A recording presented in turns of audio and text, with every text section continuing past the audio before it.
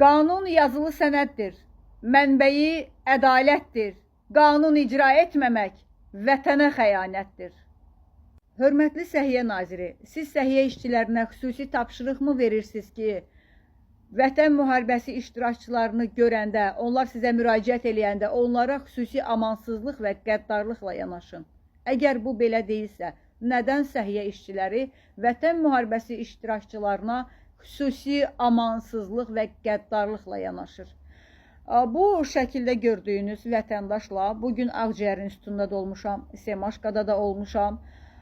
Deməli, insan Astara rayonunun xəstəxanasından verilən göndərişlə Ağciyər İnstitutuna göndərilib, yoxlanışdan keçilib, qanuni tədbirlər, tibbi tədbirlər görülməsi üçün göndəriş alıb və insan imkansız bir insandır. Yol pulusunu zorla tapıb gəlib ki, yoxlansın və yoxlanışdan keçib sadəcə rengenin kağızı 15 dəqiqəyə çıxan bir şeydir. Bu insanı ləngidiblər. Üstəlik bu insan aprel döyüşlərinin iştirakçısı və güllə yarası alıb. Sağ döş nahiyəsindən Ağciyər tərəfdən güllə yarası alıb, Ağciyərində müəyyən qəlpələr var. İndi bu insan əvvəllər olubdu hərbi hospitalda əməliyyat və hərbi hospitalda əməliyyat olmuş bir insan, bugün vəziyyəti ağırlaşmış bir insan müraciət edir səhiyyəyə ki, mənim güllə yarasının yerindən 3 yerdən çirk axır. 3 yerdən, bədən artıq 3 yerdən çirk axmağa başlayıb, bir neçə yerdən çirk axır. Və mən bu adamla bugün Ağciyər İnstitutunun şöbə müdürünün yanında olduq. Şöbə müdürü həkimlə əlaqə saxladı ki, bizdə xidmətlər pulsuzdur, əlimizdən gələni edirik, nə var onu göstərəcək. Amma sizin Ağciyər İnstitutunun irinli şöbəsi olduğu halda adam irinli şöbəyə yazılmır, yatırılmır. Heç bir tədbir görülmür. Sadəcə baxırlar. Biz adam baxmaq üçün mü gəlmişdi o boyda yolu Astaradan xərc xəsarət eləyib, çörək pulusunu yol puluya verib, gecəlik qalacaq pula verib, Astaradan bura baxmaq üçün gəlmişdi. Elə baxmağa qalsaydı Astarada da həkimlər gözü ilə baxardı, rengendən də çıxardardı. Elə bu kağızı bu adam götürüb qayıtmalıdır təkrar. Nədən irinli şöbədə bu insan müalicə görmür? Nədən Ağciyər İnstitutu o insanı saxlayıb, o insanı müalicə etmir? Səhiyyə Naziri, sizin nəvəniz, oğlunuz, qızınız, bir yaxınınız səhiyyəyə müraciət etsə, irinli bir yara ilə, güllə yarasıyla, yox, sizdə güllə yarası alan olmaz. Yəni, hər hansısa bir irini axan yara ilə gəlsə, müraciət eləsə səhiyyəyə və səhiyyə işçiləri onu ötürü etsə, yaxşı olarmı? Necə yanaşardınız? Həmin həkimlərə necə münasibət bildirərdiniz? Baxın, bu insan müraciət edir Ağciyər İnstitutuna və Ağciyər İnstitutu deyir ki, get sabah gələrsən, rəyini götürüb qaydarsan öz rayonuna. Amma bu belə olmamalıdır. Bütün tibb işçiləri də bilir ki, bu prosedur belə olmamalıdır. O bir göndərişlə gəlibsə, onun ağciyərində problem varsa, irinli şöbəyə yazılmalıydı və orada ambulator müalicə görülməliydi, göstərilməliydi. Dispanser xəstə kimi qeydiyyata belə almalıydılar, bunu da etmədilər. Nədən bu qədər vətən müharibəsi iştirakçılarına qəddar və amansız yanaşırlar? Mən bu insanı götürdüm Ağciyər İnstitutunun qarşısından saat 4-də, 4-də 5 dəqiqə qalmış. Mən bu insanı götürdüm Semaşqaya apardım.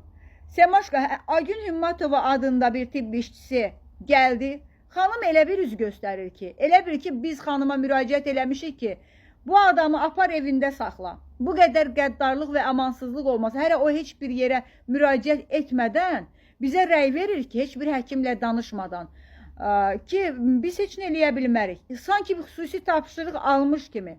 Sanki biriləri ona vətən müharibəsi iştirakçılarına kömək etməyin kimi.